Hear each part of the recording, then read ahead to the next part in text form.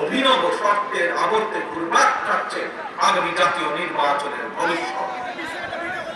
এরই ভিতরে জনগণ বিশ্বাস করতে শুরু করেছে সংস্কার নিয়ে সাময়িক ক্ষেপণের আড়ালে অন্তর্বর্তীকালীন সরকারের ভেতরে এবং বাইরে কারো কোনো মনে হয় কিছু ভিন্ন উদ্দেশ্য রয়েছে। প্রিয় সমাবেশ, পলাতক স্বৈরাচারের সময় আমরা দেখেছি তারা কিভাবে আদালতকে অবজ্ঞা করেছে, আদালতের রায়কে অবজ্ঞা করেছে। অত্যন্ত দুঃখের সাথে বলতে হয়, পলাতক স্বৈরাচারের পরে যেই সরকারের কাছে দেশের মানুষ আশা করেছিল যে আইনের প্রতি সম্মান থাকবে, আমরা দেখেছি আদালতের রায়ের প্রতি সম্মান না দেখিয়ে যারা ইশরাক হোসেনকে ঢাকা দক্ষিণের মেয়রের দায়িত্ব গ্রহণে বাধা সৃষ্টি করেছে, সেই স্বৈরাচারের সেই একই যে ঘটনা সেটির পুনরাবৃত্তি আমরা দেখতে পাচ্ছি। প্রিয় সমাবেশ, আপনাদের কাছে আমার আজকে জিজ্ঞাসা, যারা আইনের প্রতি শ্রদ্ধা দেখায় না, যারা আদালতের নির্দেশকে অবজ্ঞা করে, তাদের কাছ থেকে আমরা কতটুকু খাল খনন এবং বৃক্ষরোপণের বিষয়টিও বিএনপির অগ্রাধিকার তালিকায় রয়েছে। সারা দেশে পরিকল্পিত উপায়ে বৃক্ষরোপণ করা গেলে জলবায়ুর নেতিবাচক প্রভাব থেকে মোকাবেলা করা সহজ হবে।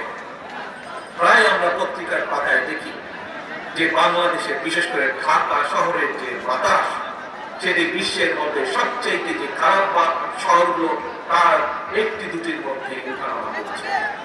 এবং শুধু তাই নয়, বৃক্ষরোপণ সহ আরো কিছু ক্লাইমেট পলিসি নির্ধারণের জন্য আমরা এরই ভিতরে কাজ শুরু করেছি বিশেষজ্ঞদের সাথে নিয়ে। আমাদের লক্ষ্য থাকবে একটি নির্বাচিত সরকারের মেয়াদ যখন 5 বছরের পরে 5 বছরের ভেতরে 25 থেকে প্রায় 30 কোটি বৃক্ষ রোপণ করা, এবং একই সাথে লক্ষ্য থাকবে সামগ্রিকভাবে দেশের যে তাপমাত্রা সেটি 2 থেকে চেষ্টা করা 3 ডিগ্রি পর্যন্ত কমিয়ে নিয়ে আসা।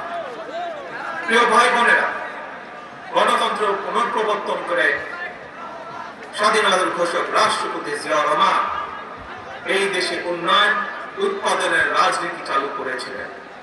Mother of democracy Begum Khaleda Zia দেশে নারী শিক্ষার প্রসার ঘটিয়েছিলেন।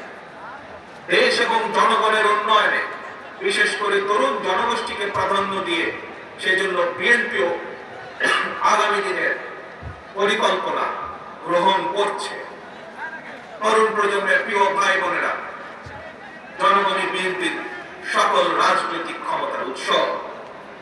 তাই আমরা সরকারে না থাকলেও একটি দায়িত্বশীল গণতান্ত্রিক রাজনৈতিক দল হিসাবে তরুণ প্রজন্মের সামনে দেশ এবং জনগণের উন্নয়নে বিএনপির নেওয়া যে বিস্তারিত কর্ম পরিকল্পনা, তার কয়েকটি অগ্রাধিকার কর্মসূচি আজ সংক্ষেপে আপনাদের সামনে আমি তুলে ধরলাম।